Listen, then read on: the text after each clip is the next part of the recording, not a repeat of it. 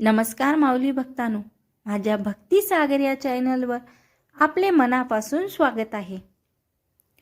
चालविसी हाती धरून या. विनोद, राहणार नागपूर. महाराजांच्या या भक्ताला आलेला हा अनुभव आहे. हा अनुभव ऐकण्यापूर्वी माऊली भक्तांनो, तुम्ही जर माझ्या भक्ती सागर या चॅनलला सबस्क्राईब केले नसेल तर सबस्क्राईब करायला विसरू नका. जय गजानन. असं म्हणतात की पैसा आणि ज्ञान यामुळे माणसाचा आत्मविश्वास बाळवतो. हा खरा आहे. माझी अशी धारणा आहे की माझ्या बाबतीत एका प्रसंगात गजानन महाराजांनी अशी काही योजना घडवून आणली की माझ्या ज्ञानात भर घालून मला शेगावच्या मार्गावर चालतं केलं. मला आत्मविश्वास प्रदान करून खटकणाऱ्या काही गोष्टीपासून मला दूर केलं. मी विनोद, लहान गावात आयुष्याची बरीच वर्ष घालविली. त्यानंतर नागपूरला पोलीस खात्यात कॉन्स्टेबल म्हणून नोकरी सुरू केली. लग्न झालं. मी नागपूरला स्थिरावलो. गजानन महाराजांविषयी म्हणाल तर मला फारशी माहिती आहे अशी नव्हती. शेगावचे गजानन बाबा हे ऐकलेलं, यापेक्षा फार जास्त काहीही नाही. नागपूरजवळ उमरेड तहसीलीत बेला गावाजवळ एक बोरगाव लांबट नावाचे गाव आहे. तिथे माझे मोठे बाबा राहतात. माझे मोठे बाबा म्हणजे वडिलांचे मोठे भाऊ, मोठे काका. त्यांना मोठे बाबा म्हणण्याचा प्रघात बरीच ठिकाणी आहे. तर माझे मोठे बाबा आणि मोठी आई शेवंताबाई हे गजानन महाराजांचे भक्त. माझ्या मनात मोठ्या बाबांचा आदराचं स्थान. एकदा दिवाळीला मला वाटलं 2002 अथवा 3ची ही गोष्ट असावी. मोठे बाबा माझ्या घरी आले. मी आणि माझ्या पत्नीनं त्यांचं यथायोग्य आदर सत्कार केला. ते मला म्हणाले, विनोद, एकदा शेगावला मला गजानन महाराजांचं दर्शन करवून दे. आपण शेगावला जाऊ. मी त्यांना होकार भरला. जाताना त्यांनी माझ्या बायकोच्या हाती 300 रुपये दिले केलेत. शेगावला जाऊ तेव्हा कामात येतील असं बोलले. मोठे बाबा गावाकडे निघून गेले आणि आमच्याकडून त्यांनी दिलेले 300 रुपये घरात खर्च झाले. शेगावला जाण्याचा विचार मागे पडला. अधूनमधून त्या विचाराने डोकं वर काढलं.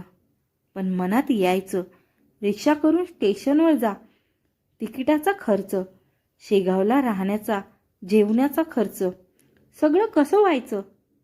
त्यातून पगार फार जास्त नाही. या सर्व विचारांनी मग मनावर दडपण येऊन तो विचार मी टाळू लागलो. मोठ्या बाबांशी बोलणं टाळू लागलो.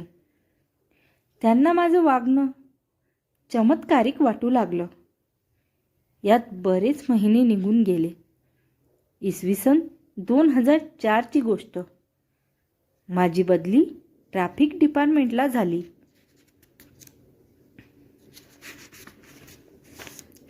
ट्रॅफिकमध्ये काम म्हणजे वेगवेगळ्या चौकात वेगवेगळ्या वेळी ड्युटी लागणार. तो डिसेंबर महिना होता. कडाक्याची थंडी पडली होती. एका रात्री माझी एका हवालदाराची अशी आम्हा दोघांची ड्युटी छत्रपती चौकात लागली.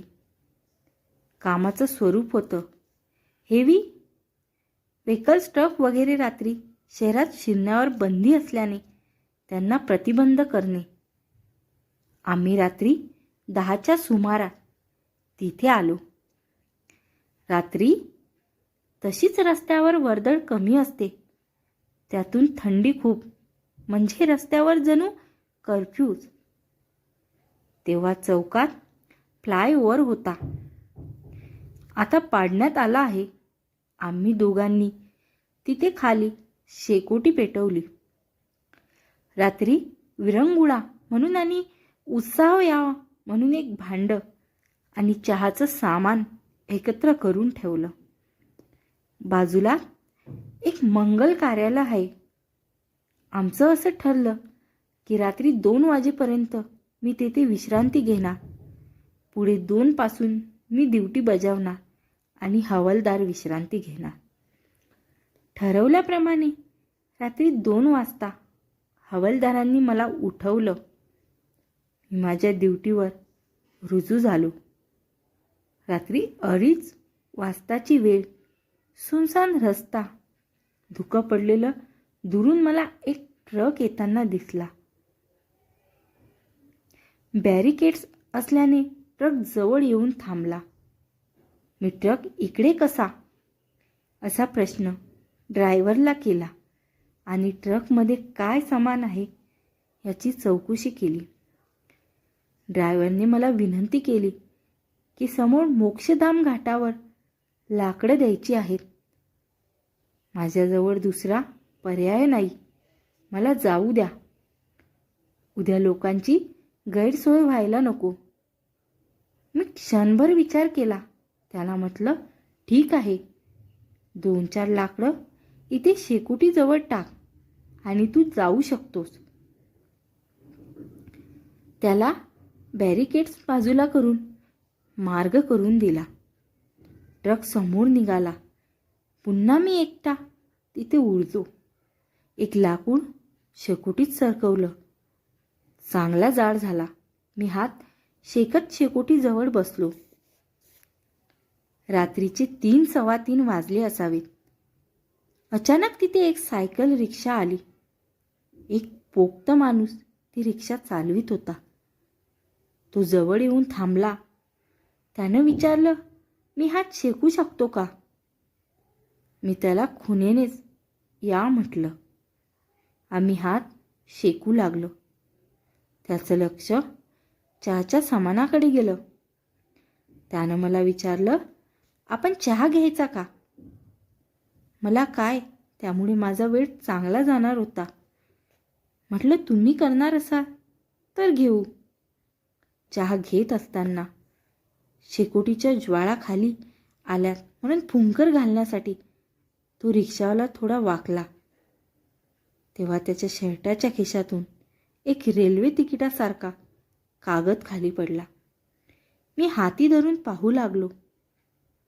ते Nagpur Shegaon railway passenger ticket होते. ₹26. तिकीट माझ्या हातात असताना तो म्हणाला, मी शेगावला असतो. तुम्ही कधी शेगावला येता की नाही? काही फार जास्त खर्च येत नाही. पहाटे इथून पॅसेंजर सुटते. 3 निघायचं.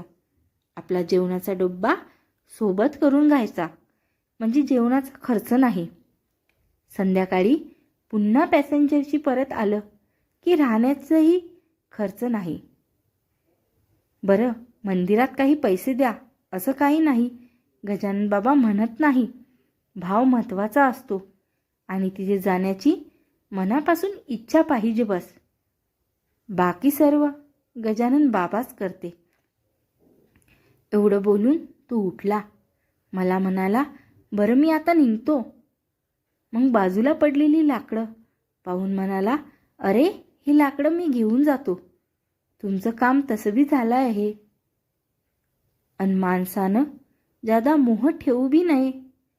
त्यानं लाकडं रिक्षात ठेवली. रिक्षा चालवील तो पुढे निघाला. 40-1 फूट रिक्षा समोर गेली असेल आणि अचानक रात्रीच्या त्या धुक्यात रिक्षा दिसेनाशी झाली. ते पाहून रात्रीच्या थंडीतही माझी थंडी पार नाहीशी झाली. आपण शेगावला जाऊ शकतो हे ज्ञान मिळाल्यामुळे आतमध्ये निर्माण झालेल्या आत्मविश्वासाची ती ऊब होती.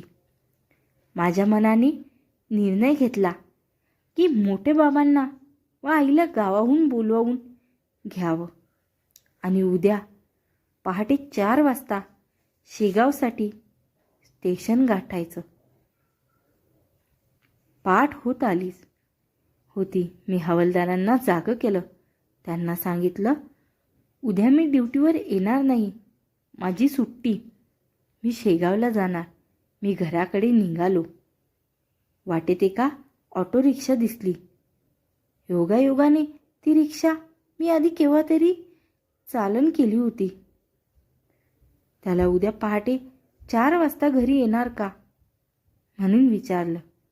पैसेही विचारले. म्हणाले 50 रुपये घेईन. खिशात पैशासाठी हात घातला. फक्त नेमकी 50 रुपयाची नोट होती. महाराजांच्या आशीर्वादामुळे आमची शेगाव यात्रा उत्तम प्रकारे पार पडली. मी मोठ्या बाबांच्या ऋणातून थोडा बाहेर पडलो. पण या सगळ्या प्रकरणातल्या मधल्या काळात नेमकं इन्स्पेक्शन होऊन मी काल नव्हतो ही कुणकुण साहेबांच्या कानावर गेली. साहेबांसमोर माझी पेशी झाली. त्यांना माझा प्रामाणिक हेतू पटला. त्यांनी विचारलं, तू शेगावला जाऊन आला, याला पुरावा काय? म्हटलं, सोबत 2 प्रसादाचे लाडू आहेत, एक घरच्यांसाठी, एक मित्रांसाठी. म्हणाले, जा माझ्यासाठी प्रसाद घेऊन ये. मी ठीक आहे म्हणून वळलो. तो तिथे मला गजानन महाराजांचा मोठा फोटो दिसला. तो पाहून अत्या आनंदाने बाहेर येऊन स्कूटरच्या डिक्कीतून लाडू घेतला. साहेबांच्या हातावर शेगावचा प्रसाद ठेवला. तेव्हा त्यांनी थोडी मौखिक समज दिली. म्हणाले, यापुढे शेगावला जायचं तर सांगून आणि अनुमती घेऊन जायचं. विनम्रपणे उद्गारलो, ठीक आहे. नंतर लगेच उजवा हात छातीशी नेत मान झुकून म्हटलं, श्री गजानन जय गजानन, श्री गजानन जय गजानन.